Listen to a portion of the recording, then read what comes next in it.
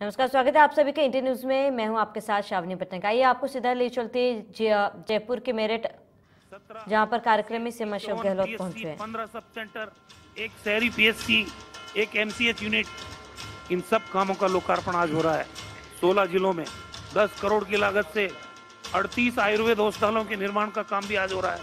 हमने आयुर्वेद में भी 900 लोगों को नियुक्ति दी है। प्रमोशंस के काम सालों से अटके हुए थे, उन कामों को पूरा किया है। और 20 जगह पे राजस्थान में, क्योंकि राजस्थान पर्यटन का प्रदेश है, 20 जगह पे मेडी टूरिज्म के सेंटर राजस्थान में विकसित किए जाएंगे, जहां हमारी परंपरागत चिकित्सा, योग है, नेचुरोपैथी है, पंचकर्म है, उसकी सुविधा हमारे पर्यटकों को मिले। इस बात को हम मुख्यमंत्री जी के नेतृत्व में सुनिश्चित करने जा रहे हैं। अजमेर डेयरी का भी आज 313 करोड़ 11 लाख की लागत से नवनिर्मित स्वचालित प्लांट का वर्चुअल उद्घाटन हो रहा है। आज ही के दिन माननीय मुख्यमंत्री महोदय जन कल्याण पोर्टल का भी शुभारंभ कर रहे हैं। इस पोर्टल पर राज्य सरकार से संबंधित सभी प्रकार की सूचनाएं और जानकारियां एक ही स्थान पर उपलब्ध होगी। मुझे बताते हुए प्रसन्नता है कि माननीय गहलोत साहब के नेतृत्व में हमारी सरकार द्वारा जन घोषणा पत्र में जो 501 वादे किए थे हमने इन 2 साल की अवधि में 50% से ज्यादा वादे, 252 वादों पर हमारी सरकार ने परिणाम लाके राजस्थान की जनता के सामने दे दिया है। इसका मतलब है कांग्रेस पार्टी की कथनी और करनी में अंतर नहीं है। हम जो वायदा लोगों से करते हैं, उस वायदे को हम तब्दील करके लोगों की सुविधा के लिए फैसले लेके और काम करके दिखाते हैं। प्रदेश के आधारभूत ढांचे को सुदृढ़ करने के लिए 2 सालों में व्यापक कदम उठाए गए हैं। 1 साल कोविड में है, लेकिन कोविड ने हमारी विकास की रफ्तार को हमने रुकने नहीं दिया है। राजस्थान में जिस ढंग से कोविड का मैनेजमेंट हुआ है, साथ में विकास के काम हुए हैं, ये अपने आप में अकल्पनीय है। हमने चुनौती को अवसर में बदला है राजस्थान में। और मंत्रिमंडल की पहली बैठक में हमारे, आपको याद होगा, जब चुनाव चल रहे थे, कांग्रेस के पूर्व अध्यक्ष आदरणीय राहुल गांधी जी ने किसानों के कर्ज माफी की बात कही थी। मंत्रिमंडल की पहली बैठक में मुख्यमंत्री जी ने राजस्थान के किसानों का कर्जा माफ करने की बात की और एक संकल्प व्यक्त किया कि 5 साल जब तक राजस्थान में कांग्रेस की सरकार रहेगी, किसानों के बिजली के दाम एक नए पैसा हम नहीं बढ़ाएंगे। मुझे विश्वास है कि हम सब मिलकर राजस्थान के सर्वांगीण विकास के संकल्प को पूर्ण करने में सफल सिद्ध होंगे और हमारा प्रदेश एक संपन्न और खुशहाल प्रदेश बनेगा। बहुत बहुत धन्यवाद। जय हिंद। बहुत बहुत धन्यवाद माननीय मंत्री जी। राज्य के विकासात्मक कार्यों की एक सुखद तस्वीर आपने सभी के समक्ष रखी। और अब DIPR द्वारा एक विशेष फिल्म तैयार की गई है, जन सेवा, समाज के हर वर्ग का ध्यान। तो आइए इस विशेष फिल्म का अवलोकन करें। हार्दिक स्वागत करने के लिए पुनः निवेदन श्रीमान का एकमात्र उद्देश्य मानने वाले श्री अशोक गहलोत ने 17 दिसंबर 2018 को राजस्थान की जनता के आशीर्वाद से मुख्यमंत्री के रूप में पुनर्जन सेवा की जिम्मेदारी संभाली और तुरंत लोकतांत्रिक नवाचार के तहत जन घोषणा पत्र को नीतिगत दस्तावेज बनाया तथा पहले 2 वर्ष में ही आधे से अधिक वादे पूरे कर दिखाए। कोरोना भी राजस्थान के हौसलों को परास्त नहीं कर पाया और प्रदेश की रणनीति पूरी दुनिया के लिए एक मिसाल बनी। इन 2 वर्षों में राजस्थान सरकार के कुछ महत्वपूर्ण कल्याणकारी निर्णय, कोई भी भूखा नहीं सोए के संकल्प को साकार करते हुए इंदिरा रसोई योजना प्रारंभ, मुख्यमंत्री सहायता कोष में सहायता राशि बढ़ाकर 2 गुनी, इंदिरा गांधी मातृत्व पोषण योजना के अंतर्गत चुनिंदा जिलों में वित्तीय सहायता, वृद्धों, निशक्तों और स्वतंत्रता सेनानी राजस्थान की जनता के आशीर्वाद से मुख्यमंत्री के रूप में पुनर्जन सेवा की जिम्मेदारी संभाली और तुरंत लोकतांत्रिक नवाचार के तहत जन घोषणा पत्र को नीतिगत दस्तावेज बनाया तथा पहले 2 वर्ष में ही आधे से अधिक वादे पूरे कर दिखाए। कोरोना भी राजस्थान के हौसलों को परास्त नहीं कर पाया और प्रदेश की रणनीति पूरी दुनिया के लिए एक मिसाल बनी। इन 2 वर्षों में राजस्थान सरकार के कुछ महत्वपूर्ण कल्याणकारी निर्णय, कोई भी भूखा नहीं सोए के संकल्प को साकार करते हुए इंदिरा रसोई योजना प्रारंभ, मुख्यमंत्री सहायता कोष में सहायता राशि बढ़ाकर 2 गुनी, इंदिरा गांधी मातृत्व पोषण योजना के अंतर्गत चुनिंदा जिलों में वित्तीय सहायता, वृद्धों, निशक्तों और स्वतंत्रता सेनानियों के लिए पेंशन में वृद्धि, संवेदनशील, पारदर्शी एवं जवाबदेह शासन की दिशा में आम जन को सीधे मुख्यमंत्री तक ईमेल पहुंचाने की सुविधा। चाहे कोई वर्ग हो, पिछड़ा, दलित, गरीब, महिला, बच्चे या बुजुर्ग, चाहे कोई क्षेत्र हो, गांव, शहर या कस्बा, राजस्थान सरकार समस्त जन कल्याण हेतु प्रतिबद्ध है, क्योंकि प्रदेश में विकास का अर्थ है समावेशी व सर्वांगीण विकास। हर तबके का सम्मान, हर पीड़ित के प्रति संवेदना, और इसी से है प्रदेश की जनता में आत्मविश्वास और सुरक्षा की एक सुखद अनुभूति। 2 वर्ष में समाज के हर वर्ग का पूरा ध्यान, लोकहित और जन कल्याण। 2 वर्ष जन सेवा के। सूचना एवं जनसंपर्क विभाग द्वारा राज्य सरकार के 2 वर्ष पूरे होने पर राजस्थान सुजस और राज्य सरकार के महत्वपूर्ण निर्णय एवं उपलब्धियों पर 2 वर्ष जन सेवा के का प्रकाशन किया गया है। माननीय मुख्यमंत्री जी से हम निवेदन करेंगे कि वे इसका विमोचन करें।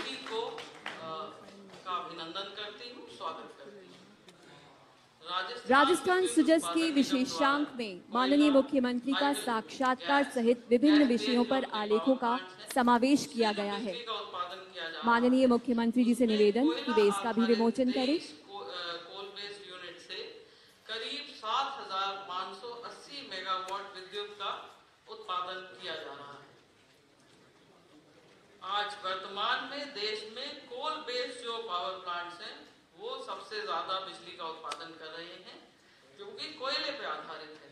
और पिछले 1 साल से हम फील कर रहे हैं कि कोयले की कमी के कारण थोड़ा संकट जो है बढ़ गया है। राज्य सरकार की 2 तो जयपुर की सीधी तस्वीर आपको दिखा रहे हैं, जहां पर कोल इंडिया एमओयू कार्यक्रम में शामिल होने सीएम अशोक गहलोत पहुंचे हैं।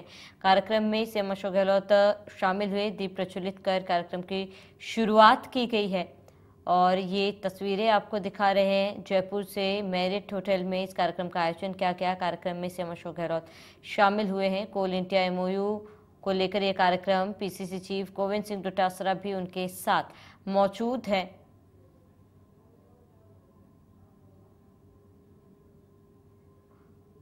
और कार्यक्रम में सीएम अशोक गहलोत शामिल हुए हैं।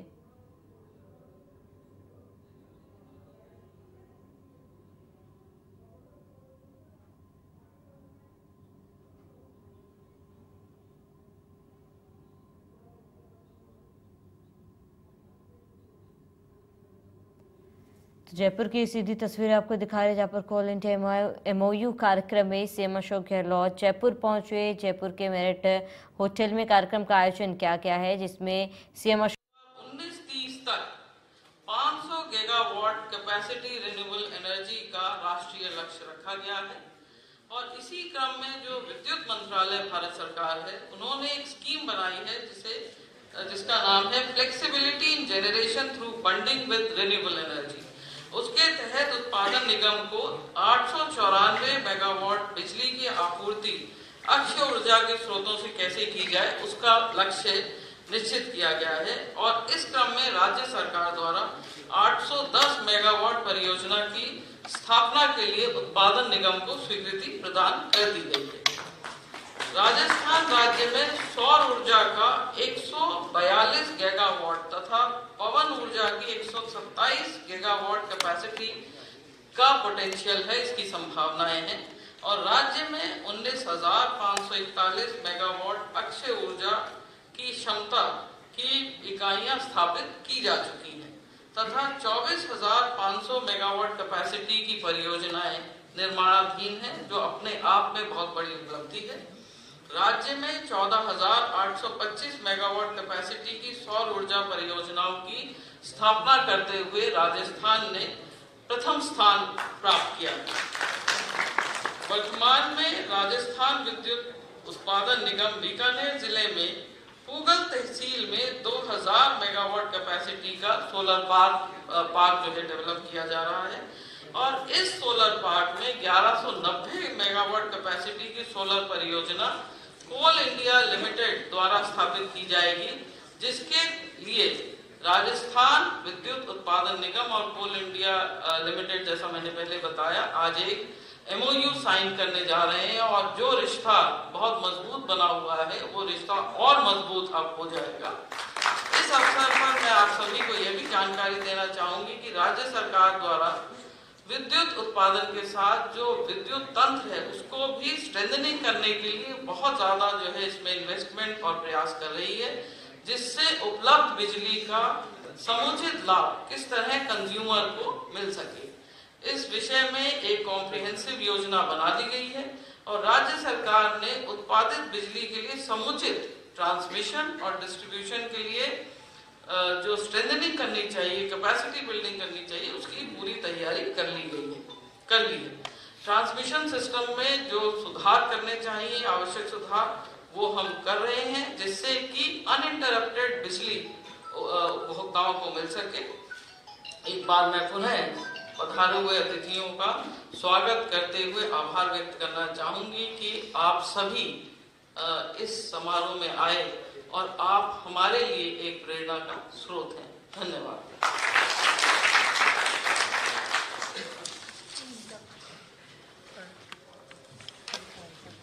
धन्यवाद मैम। कहते हैं कि कड़ी मेहनत थकान नहीं, संतुष्टि लाती है।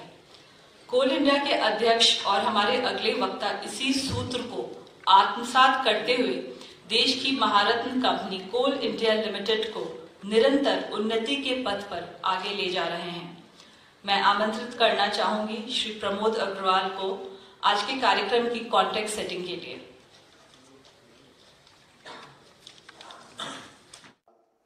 माननीय डोडासा साहब, माननीय सांसद जयपुर, मेयर जयपुर, आदरणीय चीफ सेक्रेटरी मैडम भास्कर साहब, मेरे साथी नागराजू साहब एवं उपस्थित मित्रों, कोयला कंपनी और जनरेशन कंपनी के बीच में बड़ा अन्योन्याश्रित संबंध होता है।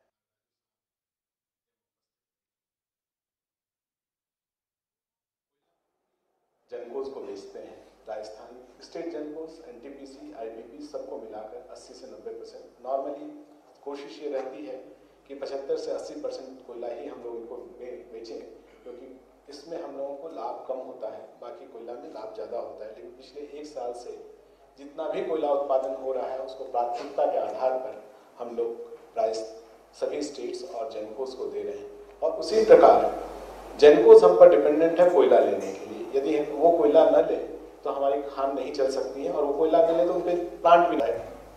मैं कह रही सोर्स नहीं है ना, राजस्थान ऊर्जा विकास निगम के द्वारा जुगाड़ नहीं बैठ पा रहे। मेगावाट का हमारा सोलर पार्क बीकानेर में बनाए जाने का माननीय मुख्यमंत्री जी के निर्देशानुसार निर्णय हुआ, और उसमें 810 मेगावाट क्षमता की जो सोलर परियोजना है वो राजस्थान ऊर्जा विकास निगम के द्वारा वहां स्थापित की जाएगी, और 1190 मेगावाट क्षमता की सोलर परियोजना कोल इंडिया लिमिटेड के द्वारा स्थापित करने का आज माननीय मुख्यमंत्री महोदय की और माननीय केंद्रीय ऊर्जा मंत्री महोदय की उपस्थिति में MOU किया जा रहा है।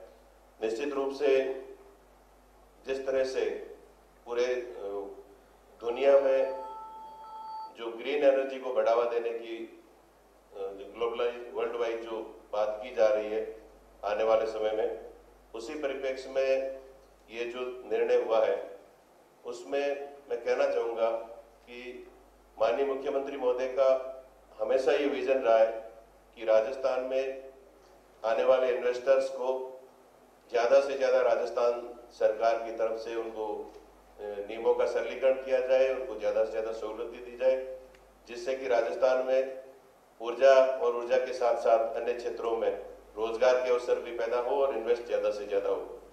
उसी परिप्रेक्ष्य में राजस्थान सरकार के द्वारा नवीन सौर ऊर्जा नीति और नवीन पवन ऊर्जा की नीति हम लेकर के आए, और उसमें तमाम तरह की जो दिक्कतें आ रही है, जो सोलर के क्षेत्र में जो कमियां थी, उन सभी दिक्कतों को टाइम टू टाइम उसमें सरलीकरण भी किया गया। और यही कारण है कि राजस्थान आज देश में पहले नंबर पर आ गया है सोलर ऊर्जा के क्षेत्र में। ये माननीय मुख्यमंत्री महोदय का विजन और इनकी आपका जो सपोर्ट है उसकी वजह से आज सौर ऊर्जा के क्षेत्र में चाहे भारत सरकार के हमारे PSUs हो, अलग अलग संस्थाएं हो, या जो दूसरे सोलर की ऊर्जा के क्षेत्र में राष्ट्रीय और अंतर्राष्ट्रीय स्तर पर काम करने वाली हमारी जो प्राइवेट सेक्टर की कंपनियां हो, सभी लोग राजस्थान में आना चाह रहे हैं, क्योंकि राजस्थान में एक अच्छा वातावरण राजस्थान सरकार की तरफ से उपलब्ध करवाया गया है और तमाम तरह की सुविधाएं, तमाम तरह की उनकी परेशानियों को दूर करने के लिए माननीय मुख्यमंत्री महोदय के द्वारा स्वयं के स्तर पर और विभाग के स्तर पर लगातार मॉनिटरिंग भी की जाती है। निश्चित रूप से क्योंकि कोयले की जो कमी है, धीरे धीरे बिजली की आवश्यकताएं बढ़ी है और कोयले का जो उत्पादन है वो एक सीमित है। ऐसी स्थिति में सोलर के माध्यम से in that year our total dispatch will be around 900 million ton. This is the ever historic dispatch इस बार हो जाने का संभावना है। And as far as Chief Secretary Madam was mentioning, Rajasthan में अभी एक सप्ताह का कोयला है, जहाँ तक हमारे रिकॉर्ड्स है। हम राजस्थान के पूरा ख्याल रखेंगे साहब, आप चिंता मत करें। तो इसमें राज्य सरकार का भी मेरा निवेदन है साहब, इसमें क्या है, तो हम रेल कम रोड पर भी कोयला दे रहे हैं। रेल कम रोड बोले तो माइन से उठा के जाके आपको प्राइवेट साइडिंग से भी लेना पड़ेगा। हमने 12-13 रेक्स पर डे देते थे, अभी 16.5 रेक्स किया है ना प्रमोद जी, 16.5 रेक्स किया है। तो 16.5 रेक्स मीन्स 2-3 रेक्स हमने बढ़ाया है, और भी आगे हम और ज़्यादा भी करते हैं। लेकिन एट द सेम टाइम हमने 2 ऑफर आपको किया है, आपके लोग काम कर रहे हैं। I am not telling any, I am not talking anything against और anybody or any government, any for that matter. Your people are also working on that. He had come to me, your CMD is regularly visiting, and whenever he comes to me, he said, Gehlot साहब ने order दिया, आपको कुछ करना ही पड़ेगा, ऐसे ही आके हमारे सामने बैठते हैं। तो तब मैंने कहता हूँ गेहलोत साहब के हमारा भी थोड़ा काम करने के लिए बोलो, ऐसे मैं हंसी मजाक में कहता हूँ। उसमें एक तो ये है, रोड कम सी रूट से, बिकॉज कंस्ट्रेंट क्या है, उधर से आपका वैगन आके इधर से डिलीवरी देके जाने के लिए बहुत समय लगता है। It takes lot of time, because for example my state Rajasthan, Punjab, ये सब स्टेट जहाँ कोयला है वैसे वैसे दूर दराजे का इलाका में है। For that transportation is also a big issue. तो इसलिए ट्रांसपोर्टेशन में हम RSR रूट, रेल कम सी रूट हमने अपनाया है। उसके लिए कोयला भी हमने रिजर्व रखा है, और पारादीप में इधर उधर हमारा कोयला पड़ा है। इसमें the problem is lot of कोयला is mean coal is stocked in port, in siding, around 8 million ton. 8 million ton koila is stored either in some siding, some port. तो इसको ट्रांसपोर्टेशन के लिए भी हमने आप लोगों को एक सुझाया है, और हमारे तरफ से भी हमने शिपिंग सेक्रेटरी, शिपिंग मंत्रालय से हमारा बातचीत हुआ है। प्रधानमंत्री जी का हमको डायरेक्शन था, किसी भी राज्य में कैसे कोयला पहुंचाने का वो राज्यों से बातचीत करके करो। मैंने आपके मंत्री को भी मैंने बोला था, वो भी 2 बार मुझे मिल के गए हैं, and you can ask his experience. हम जहाँ प्रॉब्लम हम सॉल्व करते थे ऑन द स्पॉट सॉल्व करके हमने भेजा है मंत्री जी को। करेक्ट है या नहीं बाटी जी? हाँ। तो इसलिए हमारा इरादा है हर स्टेट का डेवलपमेंट, प्रधानमंत्री जी का सोच ये है कि हर स्टेट का जब डेवलपमेंट होता है तब भी भारत का डेवलपमेंट होता है। New India includes new Rajasthan also, new Karnataka also, new Maharashtra also. So to become new Rajasthan, new Maharashtra, new Karnataka, to become India, to become new, all this become also should become new. For that हमको एक transportation का issue है, coal gasification का है, और pitted plant का। And I am giving you open offer also. हमारे coal company के साथ हो या प्राइवेटली हो, अगर आप अभी कोयला ट्रांसपोर्टेशन से हमारा बिजली ट्रांसपोर्टेशन इजी है। Coal head power plant mean pithead power plant आप लगाना चाहते हैं तो कोल इंडिया शायद रेडी है या नहीं है प्रमोद जी? हाँ, तो हम तैयार हैं। तो इसके लिए आपको एग्रीमेंट वगैरह करना पड़ेगा. Our open offer is there.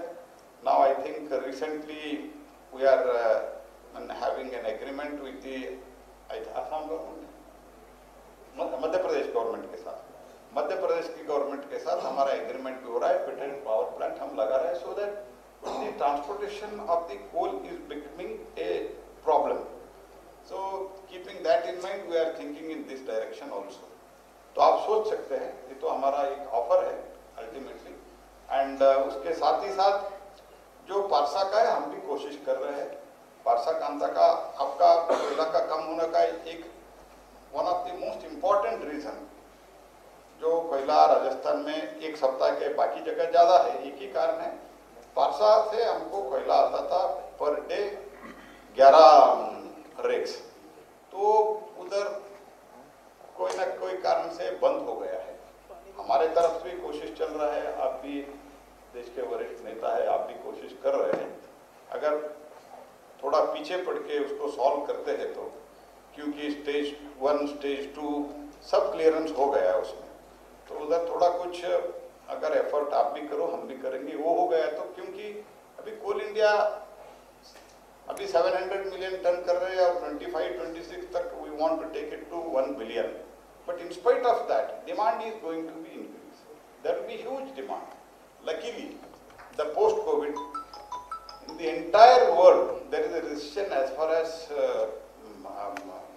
post COVID there is a recession, and not only post COVID, and even after Ukraine and Russia there is a lot of recession. But because of effort of Team India and under the leadership of Prime Minister Shri Modi ji, India has picked up its economy well in comparison to other countries. And all states are also contributing to that. So keeping that in mind, now we have to increase all our avenues so that हमारा industrialisation भी होना चाहिए, हमको हमारा farmers को भी बिजली देना चाहिए. ये सब सोचते हुए हमको और थोड़ा तेजी से काम करने का जरूरत है. So keeping that in mind, we are working on this so many things, and ultimately together we should work, then only things are possible. तो इसलिए मैं भी बात कर रहा हूँ छत्तीसगढ़ के सरकार से, मुख्यमंत्री से, आप भी कोशिश करो वो हो गया तो. क्योंकि in spite of having produced so much, many times we will not be able to meet the requirements because the limitation of some of the issues. So keeping that in mind, I suggest पारसा का हो गया तो आपका problem ही solve हो जाता है. तो पारसा का हमारे तरफ भी आपको पूरा सपोर्ट रहेगा. लेकिन अगर आप बात करते हो, क्योंकि you are the senior most politicians of the country, and if you can speak to your counterpart there, problem can be solved. तो अनदर रिक्वेस्ट है गहलोत साहब, हमने बहुत बड़ी मात्रा में माइनिंग में रिफॉर्म्स लाया है. तो if I can tell you one example, before our mining reform, the total revenue of the Odisha government was around 25,000 crores. And just 1 year back, when we brought out a big reform, after that they implemented all reforms and started the auctioning. This year, their revenue has gone from almost 25,000 to 49,000 crores. And they have deposited some 10,000 crores of rupees in the Reserve Bank. They have deposited in the Reserve Bank. और सभी department को लिखा है, and this is the presentation given to me by their chief secretary and their minister in the mining ministers conference. They presented to me. I only request the state government कि आपका भी काम शुरू हुआ है और थोड़ा तेजी से करते हैं तो हमारा बहुत ज़्यादा बड़े मात्रा में हमारा रेवेन्यू बढ़ सकता है. क्योंकि this is the original economy. जो माइनिंग होता है, और माइनिंग से हम अगर प्रोसेसिंग प्लांट लगाते हैं तो एक तो नौकरी भी मिलता है और ओरिजिनल इकोनॉमी है. अगर आप कुछ पेट्रोलियम प्रोडक्ट आप कुछ प्लास्टिक का मैन्युफैक्चरिंग वगैरह लगाते हैं तो हमको जो कुछ भी है मेजर रॉ मटेरियल हम इंपोर्ट करते हैं। अगर जो हमारे पास नेचुरल रिसोर्सेस है हम इधर ही प्रोसेस करते हैं तो then it will add to our original economy. So this is the thinking. With this thinking, there was lot of resistance in the many circles, including bureaucrats. But under the guidance of Prime Minister, we have done it, and many states, and they are using it. Madhya Pradesh, after Odisha, Madhya Pradesh is the next state. They are doing extremely well as far as mining sector is concerned. इधर भी बहुत opportunity है। आप एक अनुभवी नेता है, आपके नेतृत्व में हम सब मिलकर काम करेंगे, यही मैं आशा करता हूँ। और कोयला के बारे में तो मैंने ऑलरेडी कहा हूँ, आप भी कोशिश करो, हम भी जरूर कोशिश करेंगे। और इसके साथ ये प्रोग्राम में इधर आप आके एक MOU हस्ताक्षर करने का एक अच्छे मौके के आप उपस्थित हुए, आपको मैं धन्यवाद समर्पित करते हुए मेरे वाणी को विराम देता हूँ। बहुत बहुत धन्यवाद।